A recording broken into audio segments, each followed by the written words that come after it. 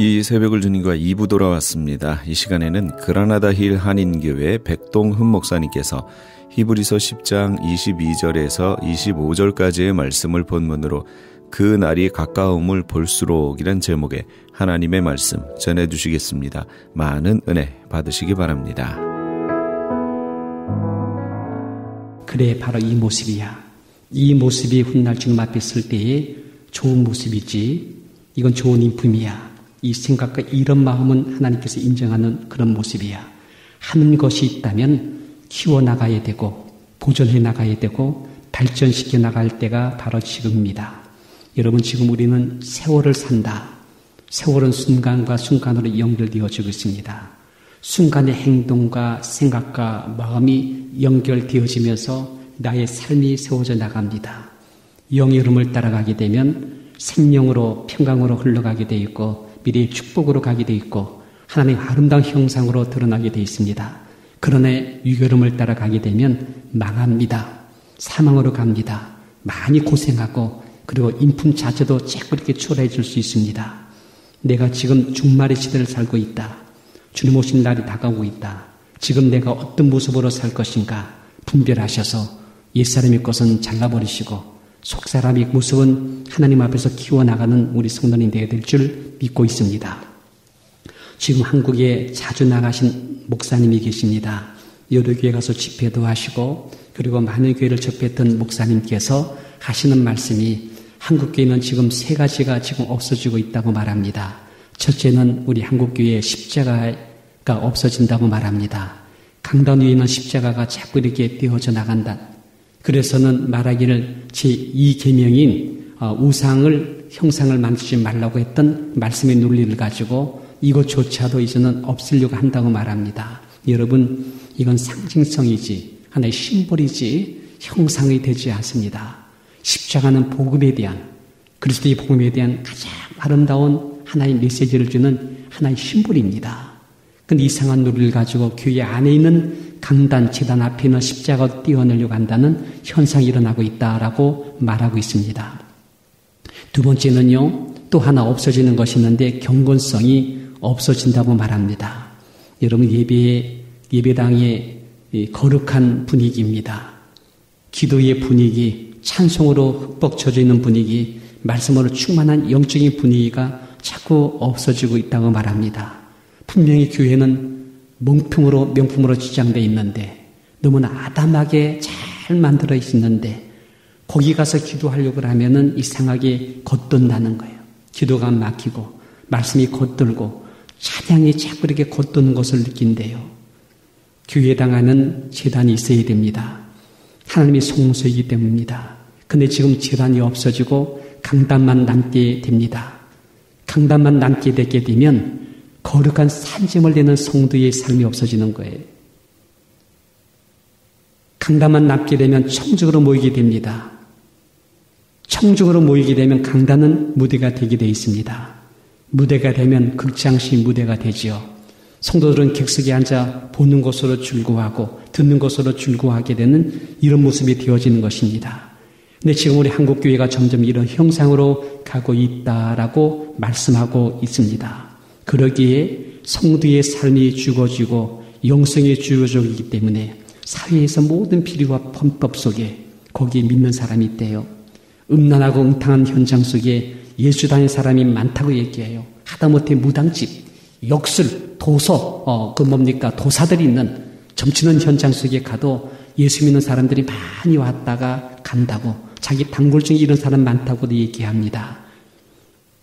세 번째는요, 종말의 언어들이 없어진다고 말합니다.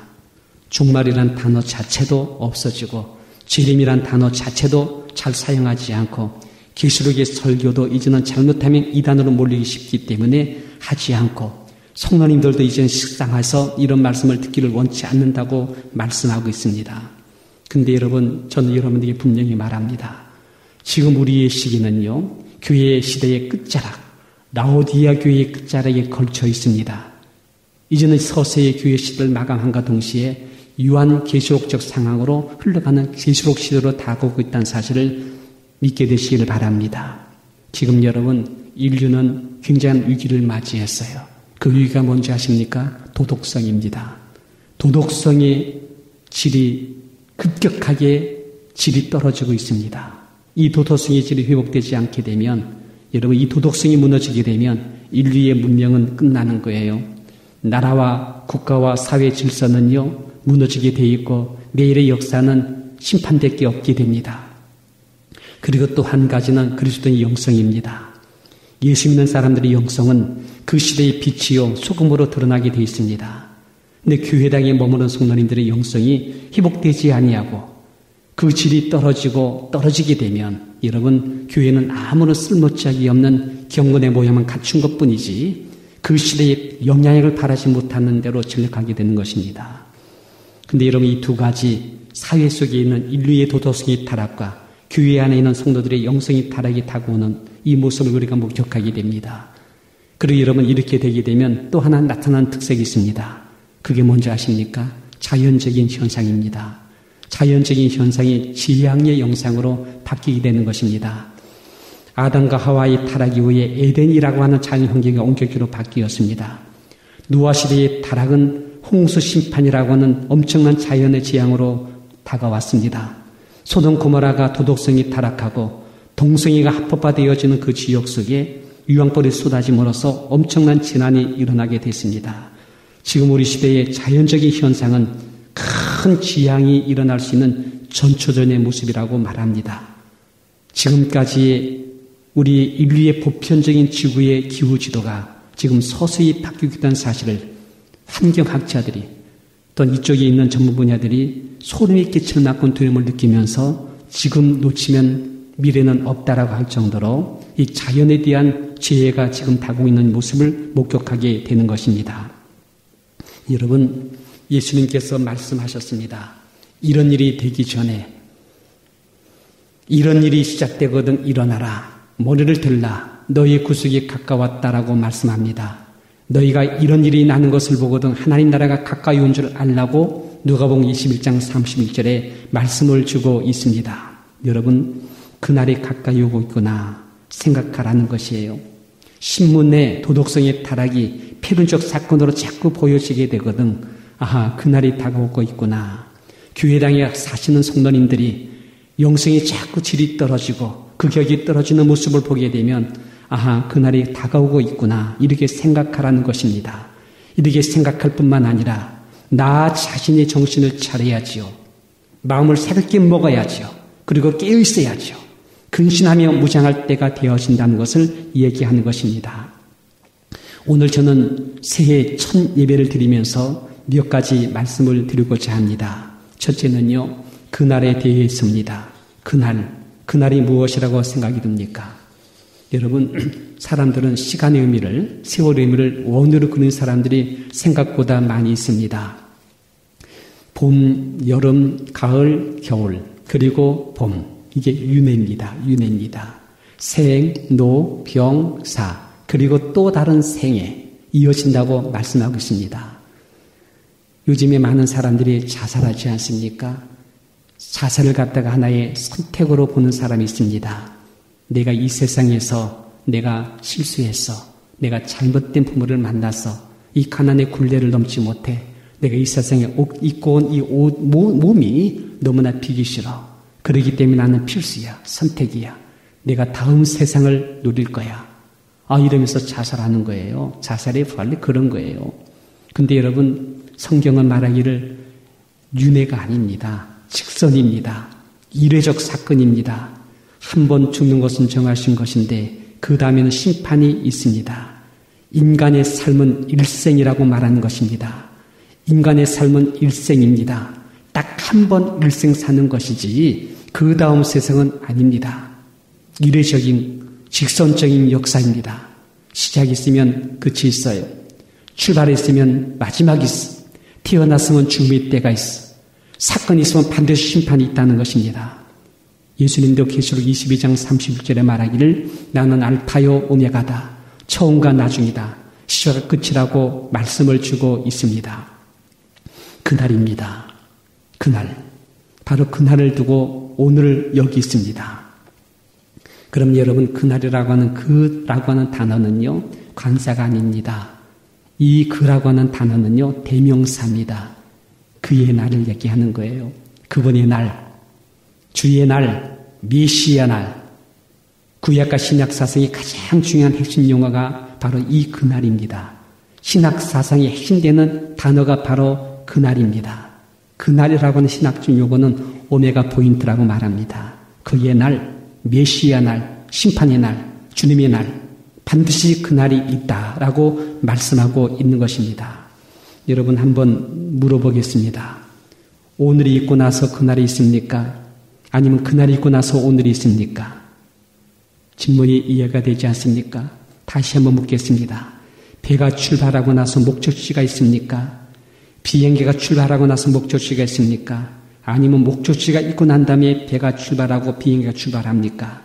이해되시죠? 바람 부는 대로 물결치노로 가다 보니까 거기에 목적지가 있습니까? 근데 물결치는 살다 보니까 바로 그날 거기가 있는 것입니까? 아닙니다. 분명한 목적지가 있기에 동남풍이 물든 서부풍이 물든 헤쳐나가는 것 아닙니까? 목적지가 있고 나서의 오늘을 출발하는 것입니다. 그날이 있고 나서의 오늘을 사는 것입니다. 이것이 바로 오메가 포인트라고 하는 것입니다. 그날을 엄디에 두고 오늘을 그날을 여러분 분명히 두고 오늘 그날을 위해서 어떻게 살 것인가를 말씀하고 있는 것입니다. 예수님 교훈은 오메가 포인트입니다. 천국을 전제해 놓고 마음이 가난하거라. 이것이 복이 된다. 아버지 나라를 앞에 두고 나서 이를 위해서 핍박을 받아라. 유혹을 당하고 고통을 받아라. 이것이 복이 된다. 이 가라지의 비유, 물고기의 비유, 악한 농부의 비유, 그리고 달란트의 비유, 예수님 비유가 다 그날을 전제해 놓고 말씀을 주고 있는 것입니다. 여러분 보세요. 이 세대에 오늘 성과하기 공존한다. 불의가 섞여 살고 있다. 그리고 어쩌면 악이 불의가 득세할 수가 있다. 저들이 잘 살 수가 있다. 위로운 사람, 신실한 사람, 아버지 하나님의 사람들이 더 많이 고생하며 이용당하며 오래게 살 수 있다. 그리고 불의가 승리하며 저들이 형통할 수가 있고 악이 승리하고 그들이 잘 살 수 있다. 그러나 너희들 부러워하지 마라. 왜? 그날이 있다. 반드시 그날이 반드시 온다. 알곡과 가라지가 함께 섞여 살고 있지만 그리고 가라지가 득세하는 것 같지만 언젠가 제 모습이 드러난 날이 온다. 반드시 그 끝이 있다. 그날이 오게 되면 드러날 것이다. 나뉠 것이며 숨겨진 다 드러날 것이다. 그날 하나님께서 심판할 것이고 드러낼 것이다. 그리고 여전히 의를 갖고 살고 신실하게 사는 사람들이 미래의 축복을 할 것이고 그리하지 못한 자들은 심판을 받을 것이다. 그날이 있다. 반드시 그날이 다가온다.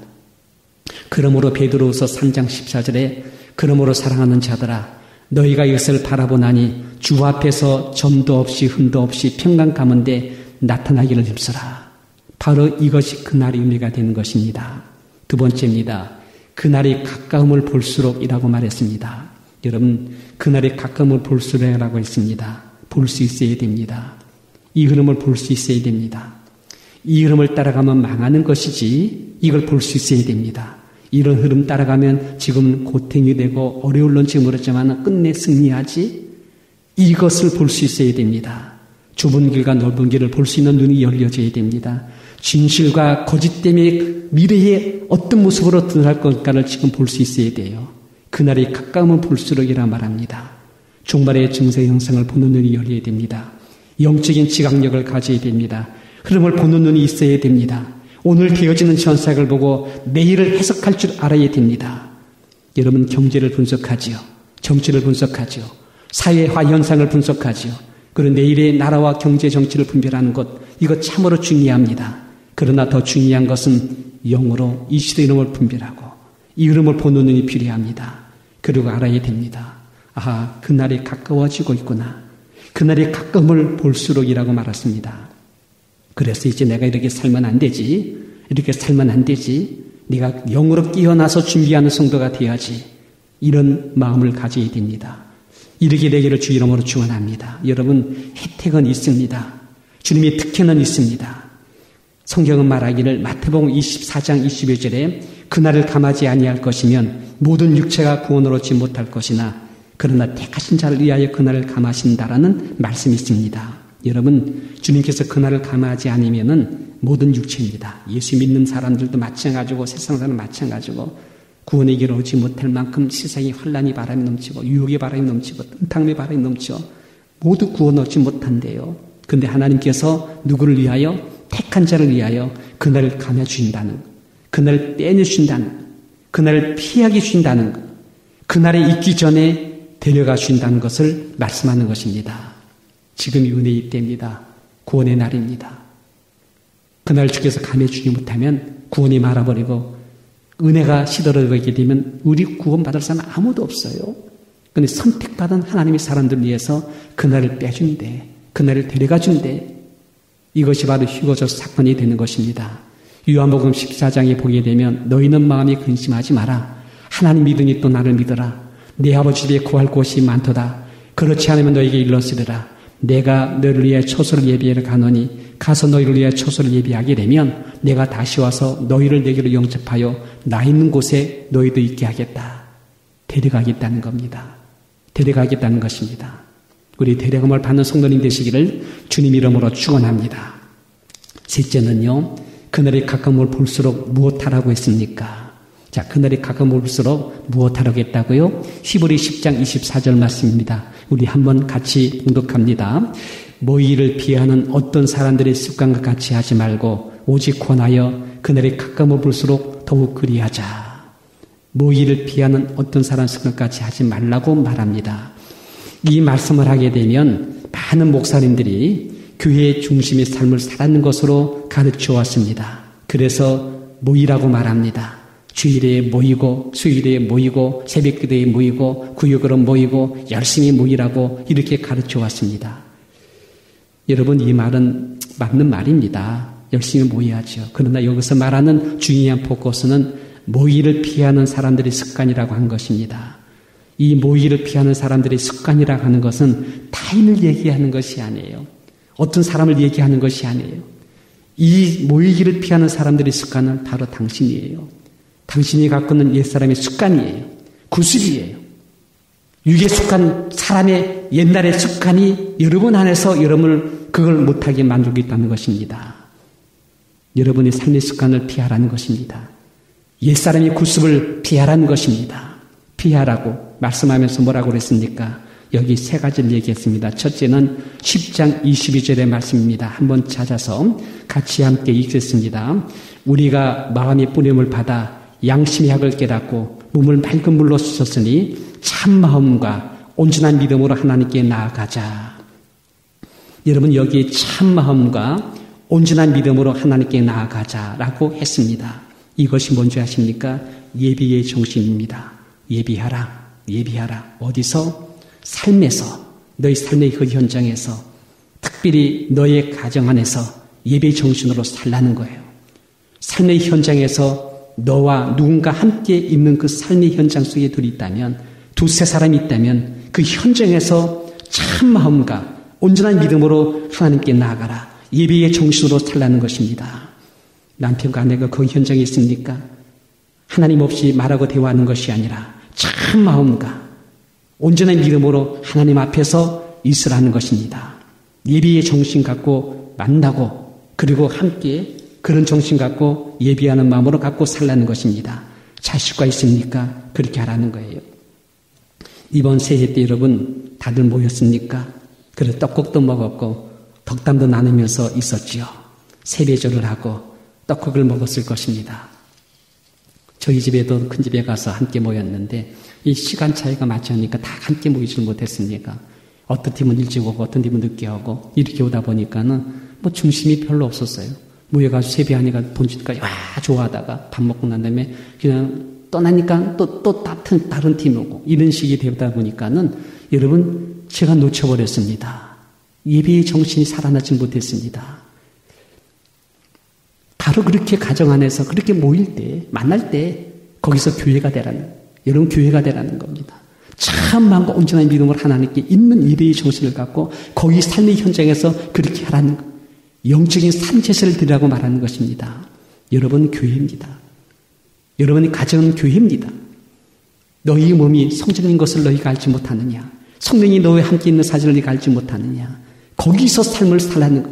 예배 정신으로 살라는 것. 여러분의 가정이 교회 정신으로 너희 몸을 거룩한 성전으로 거룩한 신령한 사체물로 드려지라는 것입니다. 어떤 사람의 습관같이 하지 말고 옛사람의 습관같이 하지 말고 참 마음과 온전한 믿음으로 하나님께 모이라는 거예요. 예수님 말했습니다. 두세 사람이 있는 곳에 내가 너와 함께 하겠다. 두세 사람입니다. 부부입니다. 부부와 함께 세 사람 자식입니다. 거기에 내가 함께 하겠다는 거예요.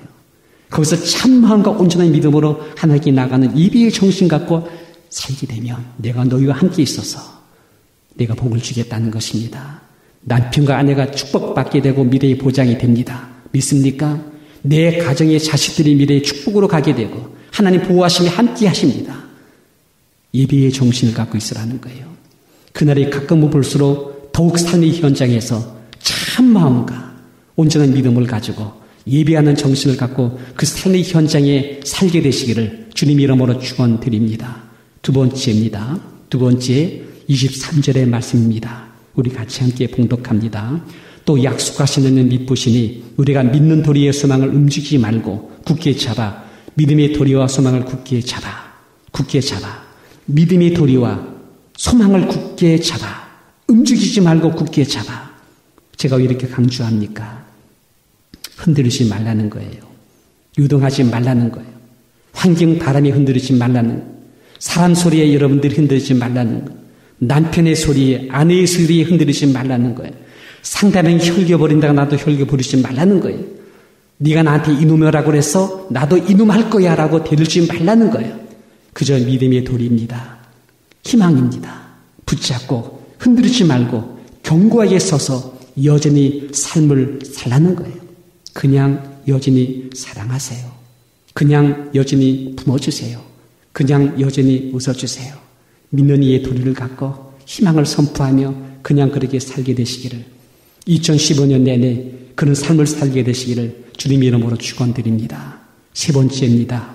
24절의 말씀입니다. 24절 말씀 서로 돌아보아 사랑과 성령을 격려하며 라고 말했습니다. 여러분 여기 돌아볼 만한 여유를 얘기하는 거예요. 내가 바쁘다, 시간이 없다, 그리고 내가 지금 너무너무 힘이 들어 이런 말 하지 말라는 거예요. 좀 돌아볼 수 있는 여유를 가지라는 거예요. 이건 나의 역량을 높이라는 거예요. 그저 내 새끼, 내 가정, 나만 바라보는 그 마음을 갖다가 폭을 넓혀서 조금 폭을 넓혀서 내 사랑하는 이웃을 돌아볼 수 있는 여유를 가지라는 거예요. 역량을 높이고 마음이 그릇됨을 높이라는 거예요.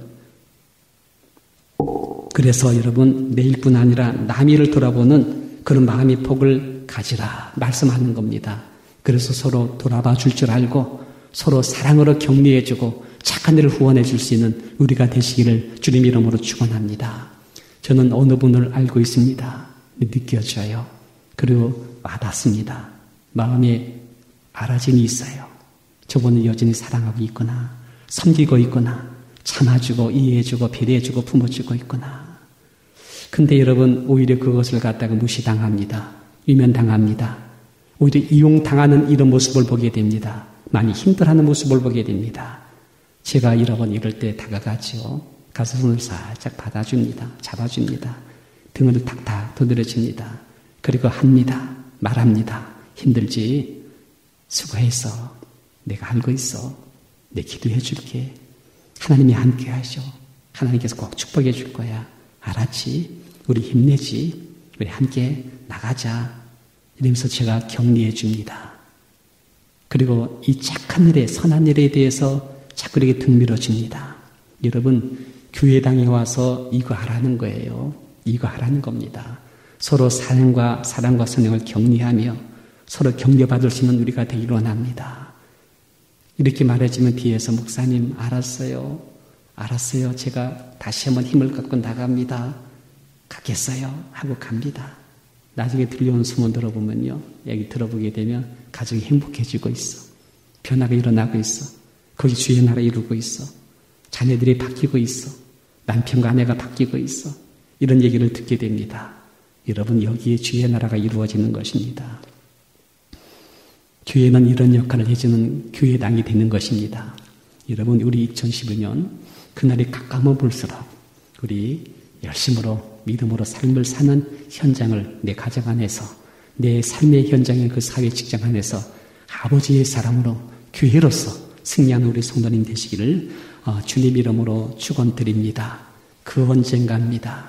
그 언젠가 주빌 때까지입니다. 조금 힘이 들고 어려워도 우리 주께서 함께 하십니다. 이 믿음 굳세라. 주가 지켜주신다. 어두운 밤에도 밝은 빛으로 인도하시는 주님 안에서 우리 승리한 우리 성도님 되시기를 주님 이름으로 꼭 축원드립니다. 기도하겠습니다.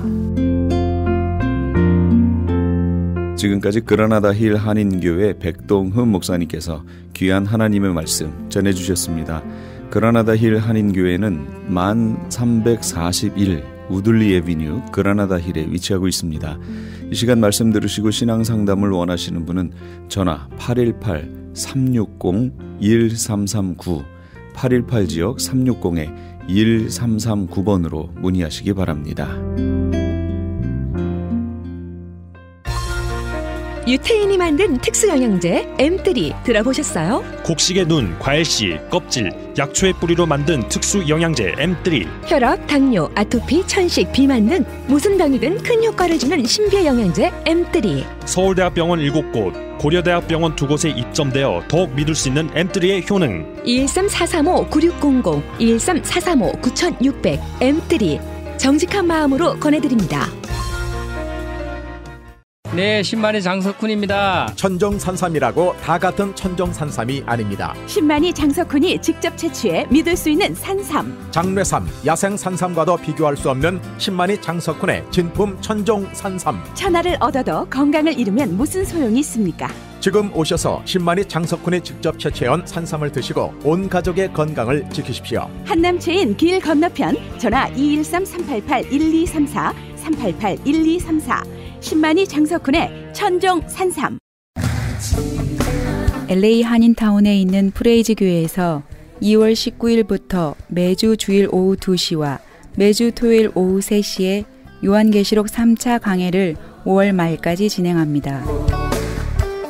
구약 절기 속에 나타난 예수님의 초림과 특별히 재림의 때에는 어떠한 일이 일어나는가, 이방교회와 대체신학으로 인해 가려진 이스라엘과는 어떠한 관계에 있는가, 우리가 왜 이스라엘을 알아야 하는가, 이스라엘을 통해 약속하신 하나님의 시간표는 어떻게 되는가 등 마지막 때를 사는 우리들이 지켜보고 준비해야 하는 것들이 무엇이 있는지를 함께 고민하고 나누는 시간이 될 것입니다.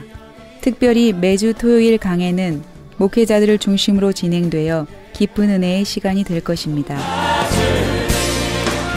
요한계시록 강해를 듣기 원하시는 성도님들은 2668 웨스트 피코 블러버드, 피코와 캔모어가 만나는 곳에 있는 프레이즈 교회로 오시거나 전화 213-700-9833 213지역 700-9833번으로 문의하시기 바랍니다.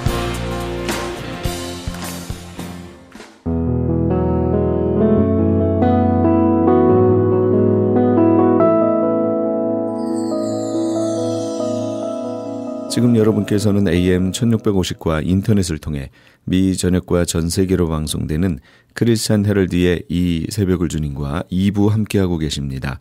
계속해서 이 시간에는 복음장로교회 김상덕 목사님께서 요한복음 15장 1절에서 8절까지의 말씀을 본문으로 넘치는 은혜의 복을 받으라 란 제목의 하나님의 말씀 전해주시겠습니다. 많은 은혜 받으시기 바랍니다. 1시간을 일을 했는데 하루 종일 일한 8시간 일한 사람과 똑같이 대우를 해줘서 그 사람에게 페이를 했다는 거예요.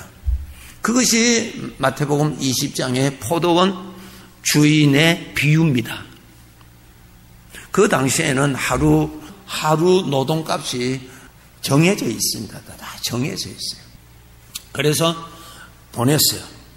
아침에 일찍이 가서 보냈어요. 그 다음에 또 가니까 사람들을 또 보냈어요. 점심때 가니까 점심때도 일을 못 찾아서 길에 서성거리는 사람들을 또 자기 농장에 가서 일하라고 또 보냈어요.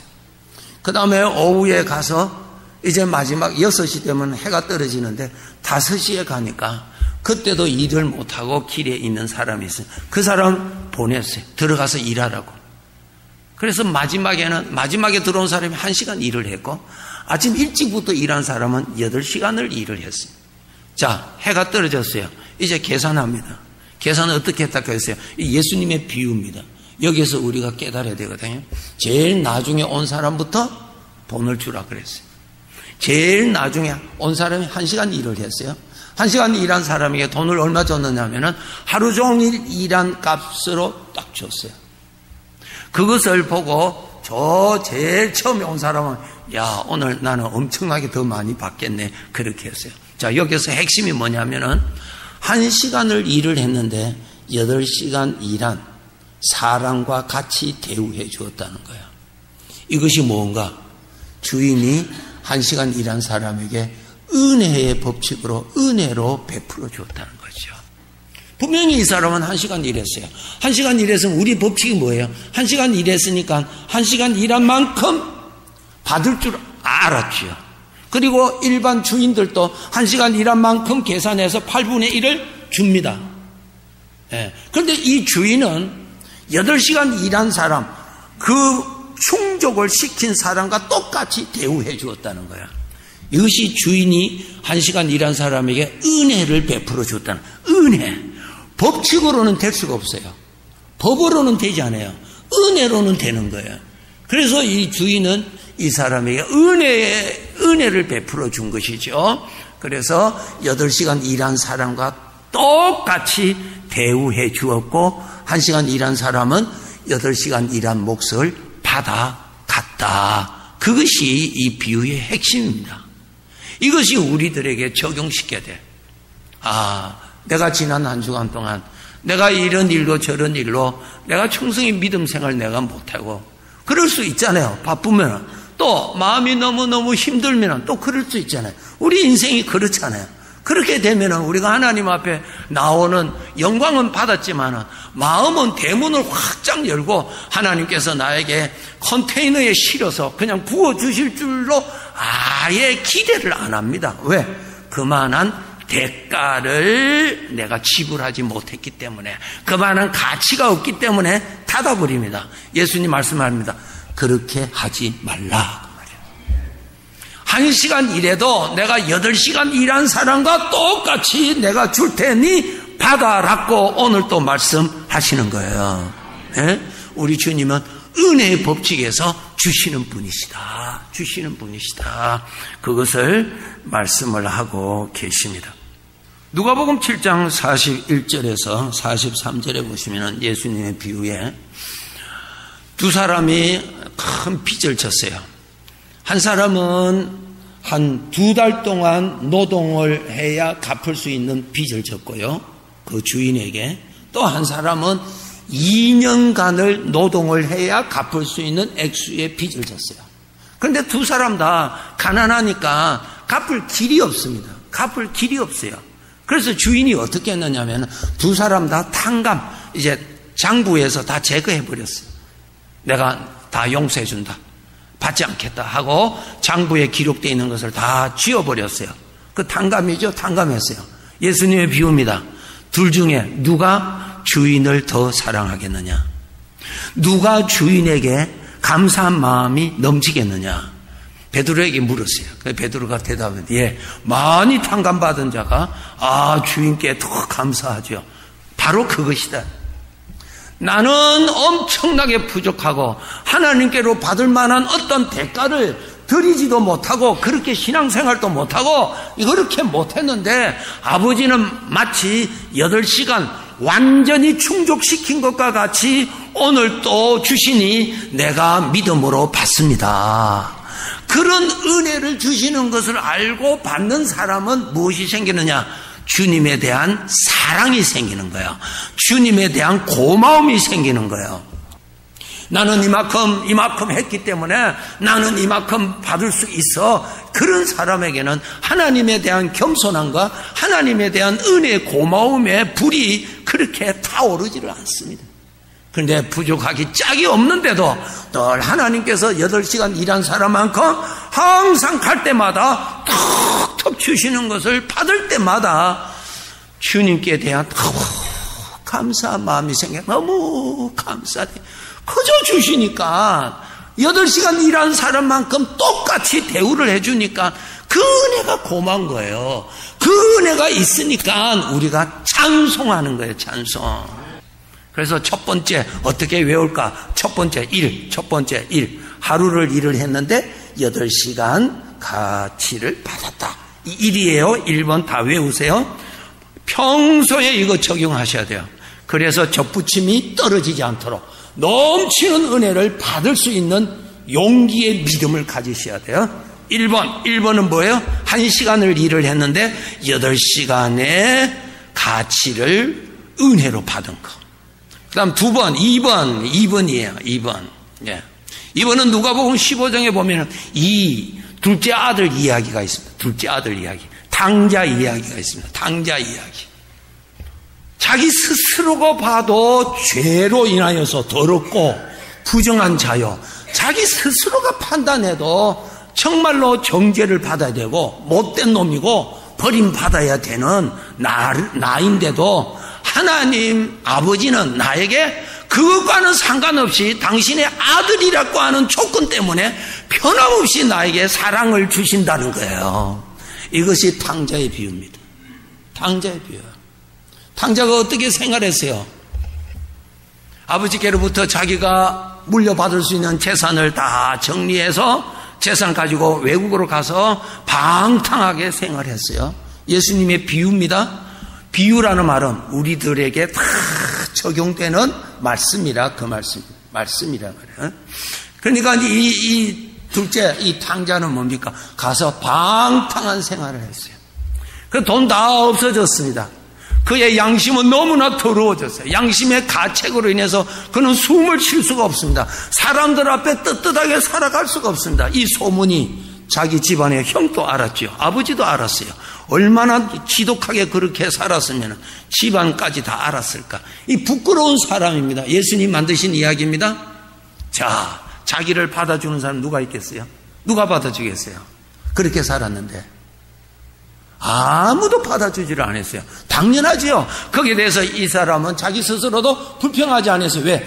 내가 나를 봐도 아무런 받을 자격이 없다는 거예요.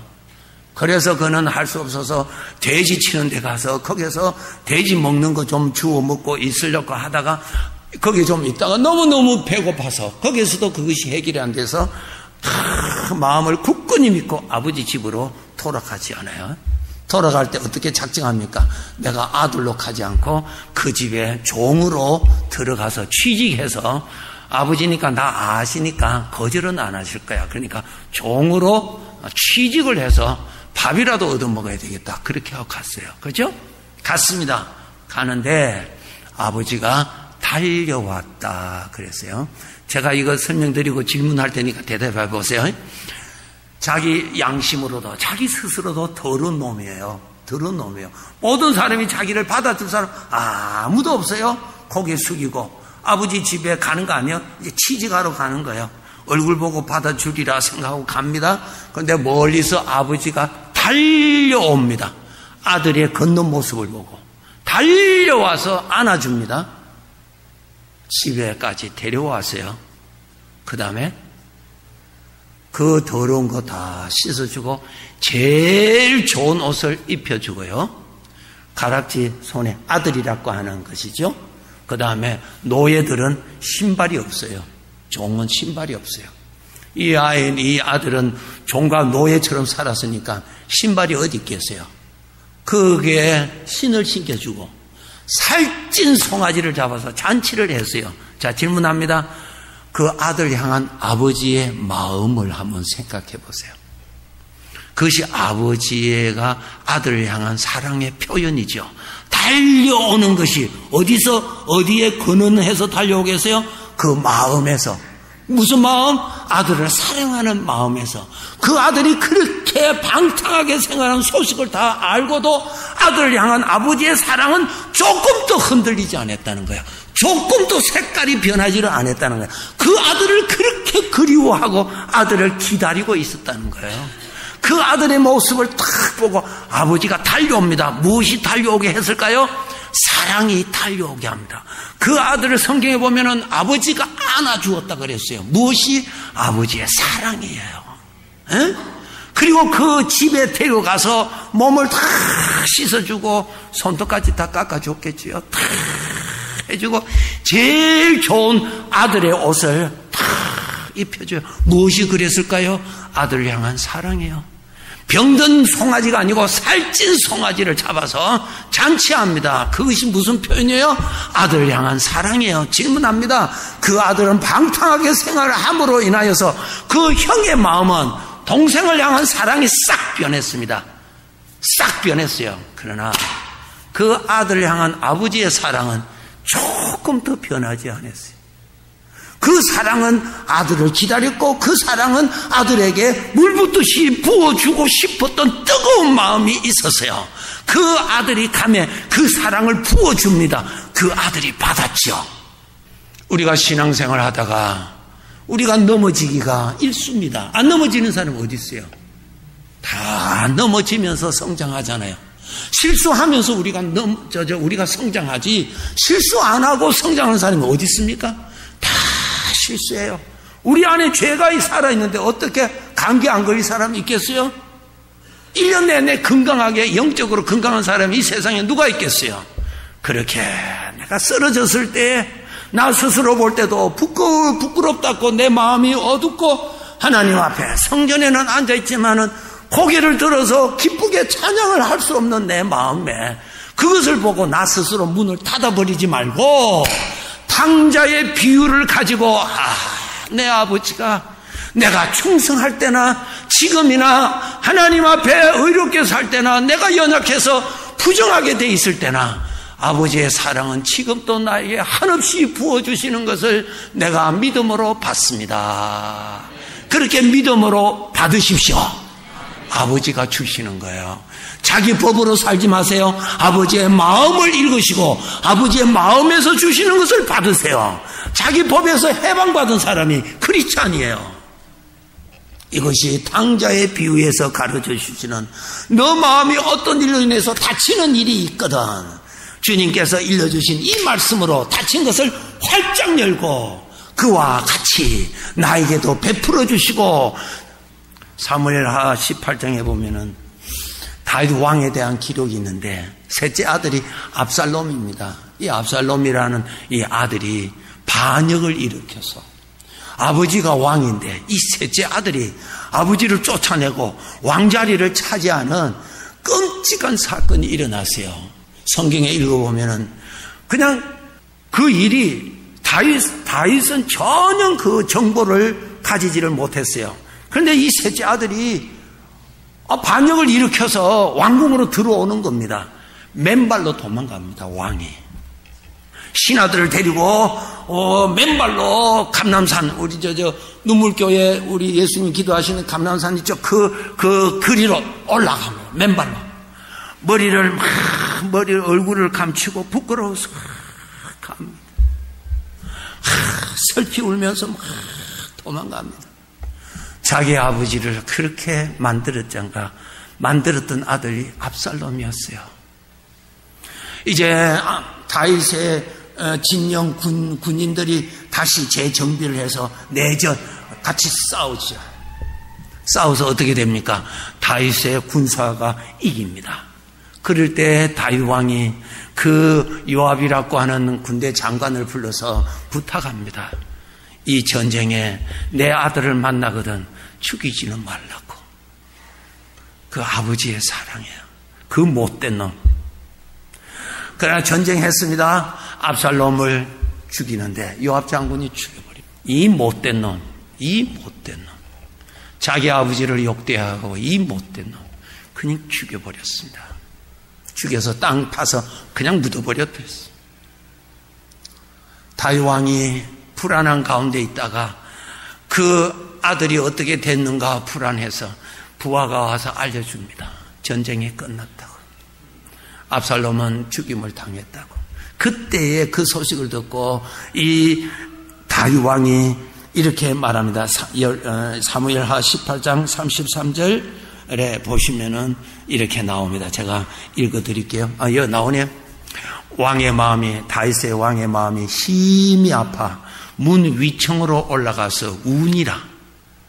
그가 올라갈 때 말하기를 내 아들 압살롬아, 내 아들 압살롬아, 차라리 내가 너를 대신하여 죽었다면 압살롬 내 아들아 하였더라. 이것이 아들을 향한 그 부성의 그 아버지의 마음이요. 그 군대 장관 요압은 법으로 하면은 이놈은 100번 죽여도 마땅하니까 그냥 군대 장관이 먼저 죽여버렸어요. 당연하죠. 그러나 그 아들을 향한 아버지의 마음은 그렇지 않다는 것이 기록되어 있어요. 이렇게 말하면 차라리 내가 너 대신 죽었더라면 더 좋았을걸. 이것을 기록을 하면서 우리가 알아야 될 것이 뭔가? 우리 아버지의 사랑. 우리 아버지의 사랑. 우리가 신앙생활을 하다가 우리가 넘어지지요. 때때로 넘어지지요. 그러면서 크는 거예요. 그러면서 크는 거예요. 네. 그러면서 크는 것이죠. 안 넘어지면서 크는 사람이 어디 있나요? 다 그래요. 그럴 때 우리 마음에 나 스스로 문을 닫아버립니다. 왜? 자기 스스로가 판단을 해볼 때 하나님께로부터 그 귀한 사랑 받을 자격이 없다라고 판단이 되니까 양심이 판단해버리니까 닫아버리는 거예요. 그러면 하나님에 대해서 자기 스스로가 오해를 합니다. 하나님도 그렇게 하실 것이다. 하나님도 오늘 내가 교회 가지만은 나는 국물도 없을 것이다. 아예 자기 스스로가 딱 해버리고 닫아버리는 거예요. 그것이 뭐예요? 젖부젖진 데서 떨어진 거예요. 떨어지면은 이 가지는 말라버립니다. 떨어지지 않아야 됩니다. 그래서 내가 그렇게 탕자처럼 그렇게 정말로 들었고 자기 스스로가 볼 때도 자격이 없지만은 이것을 보신 내 아버지의 마음은 변함없이 조금도 변하지 않고 조금도 변하지 아니하고 내가 은혜 과거에 충만했을 때에 뜨겁게 부어주셨던 아버지의 사랑은 그대로 있더라 그 말이야.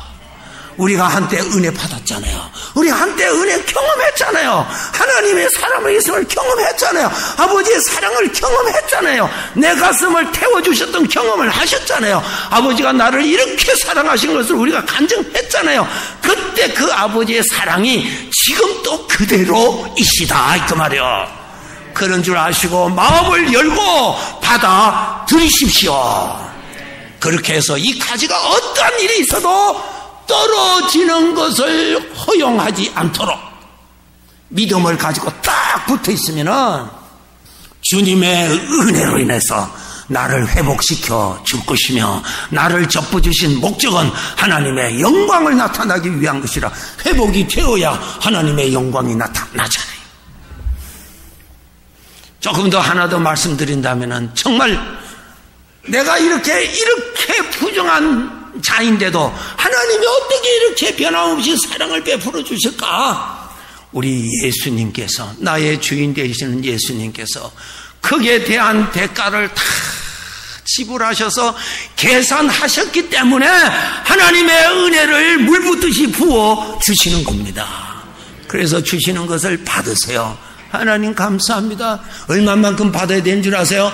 내 잔이 넘치나이다. 아멘. 내 잔이 넘치나이다. 내 잔이 넘치도록 받으세요. 넘치도록 받으세요. 넘치도록 받으세요.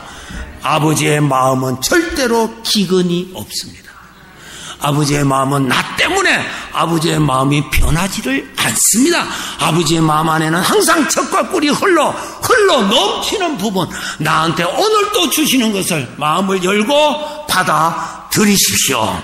그렇게 해서 우리가 영적으로 신앙생활 충만하게 할 수가 있습니다. 마지막으로 세 번째는 제가 어떻게 외워야 될지 모르겠어요. 여러분 알아서 외우세요. 세 번째는 요셉에 대한 것이에요. 요셉. 애굽의 총리가 되었던 요셉입니다. 요셉의 신분이 뭐예요? 노예였어요. 노예입니다. 노예인데 하루아침에 애굽의 총리가 되었어요. 놀라운 일이요. 자기가 어떻게 총리가 될 수 있나요? 총리 될 수 없어요. 자격도 없고 신분적으로나 어떠한 것으로나 그가 총리 될 자격이 전혀 없습니다. 그런데 하나님께서 그 요셉을 애굽의 총리로 그냥 일약 총리로 세웠다고요. 요한복음 21장에 예수님께서 베드로야 내가 나를 사랑하느냐? 예, 그때가 언제입니까? 베드로가 예수님을 3번 부인하고 난 후에 아닙니까? 예수님 모른다고 사람들 앞에서 큰 소리 쳤던 사람이요. 예. 맹세하고 모른다고 그랬어요. 그것도 나중에는 안 되니까 예수님을 저주하고 모른다고 했어요. 그러던 베드로를 예수님께서 요한복음 21장에 베드로야 내 어린 양을 먹이라. 내 양을 치라. 내 양을 먹이라. 다 주시잖아요. 얼마나 영광스러운 주님의 일에 불러주시는 것이 얼마나 황송한 것인지 참 감사하죠. 그렇게 불러주시는 것이 너무너무 감사하다 말이야. 사도행전 9장에 사도 바울이 예수님의 부름을 받을 때에 언제였을까요? 아주 예수님에 대한 적대심이 가득한 사람이요. 예수 믿는 사람을 얼마나 핍박했는지 그냥 모든 사람들이 다 아는 유명한 사람이었어요. 다메섹으로 올라가는 사울의 길에 예수님이 나타나셔서 예수님을 보여주시고 그 다음에 다메섹에 있는 아나니아에게 예수님이 이 말씀하십니다. 아나니아야 사울을 찾아가라. 직가라는 곳에 가면은 사울이라 있을 거다. 그 사울을 이 말씀을 읽을 때 너무 정말 감탄했어요. 그 사울은 내가 택하였느니 예수 그리스도를 전하는 그릇으로 내가 택하였다 그랬어요. 이렇게 예수님을 대적하고 예수님을 모욕하고 예수님의 몸인 교회를 핍박한 이 사람을 예수님께서 귀한 그릇으로 택하여 주셨다는 거예요. 얼마나 감사해요. 사도 바울은 죽을 때까지 그 은혜를 잊지를 못했어요. 나는 죄인 중에 괴수였다고. 나는 죄인 중에 괴수였는데 천벌을 받아야 할 나인데 나를 이렇게 하나님 귀한 자로 삼아주셔서 복음을 전하는 자로 악을 토해내던 내 입에서 예수 그리스도를 증거하는 입술로 복을 주셨다고. 주님을 위해서 순교를 당하는 장면 앞까지도 그는 고마움을 가지고 섬겼습니다. 저와 여러분이 같은 은혜 아니에요? 무슨 자격이 있다고 그래도 주님이 불러주시잖아요. 써주시잖아요. 찬양하라고 써주시잖아요. 내 입에서 하나님의 이름이 나오도록 써주시잖아요. 내 가슴에서 하나님을 높이도록 써주시잖아요. 아버지의 찬송하라고 써주시잖아요. 무언가 섬기라고 써주시잖아요. 그분이 써주시는 거예요. 그분이 만왕의 왕이 나를 써주시는 거예요. 이런 일 저런 일에 써주시는 것이 황송한 은혜란 말이에요. 황송한 은혜. 요셉이 무슨 자격이 있다고 애굽의 총리가 될 자격이 어디 있겠어요? 일약 총리로 세워서 그 일 하도록 주님께서 지혜와 총명을 다 주셨잖아요. 우리 여러분 각자에게 이거 써주신 거 감사하세요. 감사하세요. 오늘 3가지 드렸어요. 수시로 첫 번째 기억하세요? 1. 첫 번째 1이 뭘까? 하루 1시간 일을 했는데 8시간 대가를 그대로 주더라.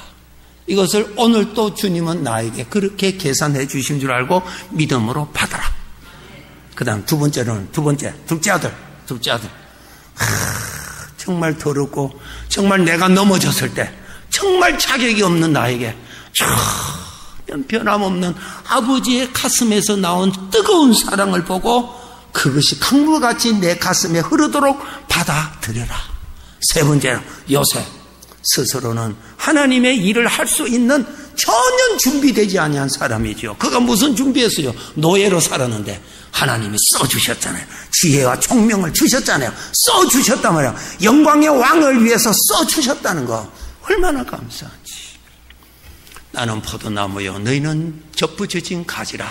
이 가지가 떨어지지 않도록 단단하게 붙어 있으면 주님의 생명이 그 가지를 통하여 영광을 나타낼 것입니다. 기도하겠습니다. 지금까지 복음장로교회 김상덕 목사님께서 하나님의 말씀 전해주셨습니다. 복음장로교회는 1751 웨스트 라하브라 블루버드 라하브라에 위치하고 있습니다. 교회에 대한 자세한 안내나 신앙 상담은 562지역 694-6214 562지역 694-6214번으로 문의하시기 바랍니다. 아니 당신 미장원 다녀왔어? 헤어스타일이 확 바뀌었네. 홈쇼핑 월드 차홍 고데기로 마술을 부렸지. 홈쇼핑 월드 차홍 고데기? 차홍 허니앤비 샴푸로 머리 감으면서 차홍 헤어두피 마사지를 쓰면 머릿결이 너무너무 부드러워지고 한 움큼씩 빠지던 머리카락도 눈에 띄게 덜 빠져. 차홍 고데기 너무 좋아. 그럼 그 웨이브 머리도? 당연하죠. 3, 4분이면 이렇게 풍성한 웨이브 머리를 만들 수 있다고요. 너무 이쁘다. 어디서 샀어? 홈쇼핑 월드. 가격 만족, 품질 만족, 행복한 쇼핑. 활가와 웨스턴 홈쇼핑 월드. TV 18.10에서 추억의 한국 영화를 방송합니다. 미워도 다시 한번, 맨발의 청춘, 돌아오지 않는 해병, 고래사냥, 고교 얄개, 저 높은 곳을 향하여 등 주옥같은 영화들이 여러분의 안방을 찾아갑니다.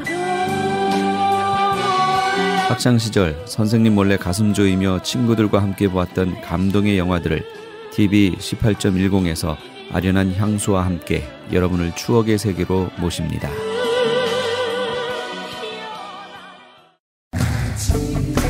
LA 한인타운에 있는 프레이즈 교회에서 오는 2월 18일 토요일 제3차 요한계시록 세미나를 개최합니다.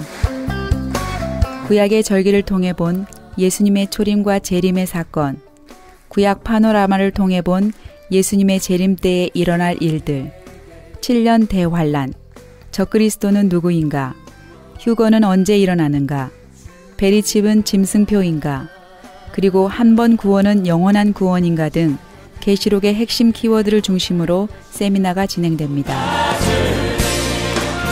세미나 등록비는 교재와 점심 식대비로 10불이며 목사님을 비롯한 목회자는 등록비가 없습니다. 계시록의 말씀을 배우길 원하시는 성도님들은 2월 18일 토요일 오전 10시까지 2668 웨스트 피코 블러버드 LA 한인타운 피코와 캔머어가 만나는 곳에 있는 프레이즈 교회로 오시거나 전화 213-700-9833 213지역 700-9833번으로 문의하시기 바랍니다.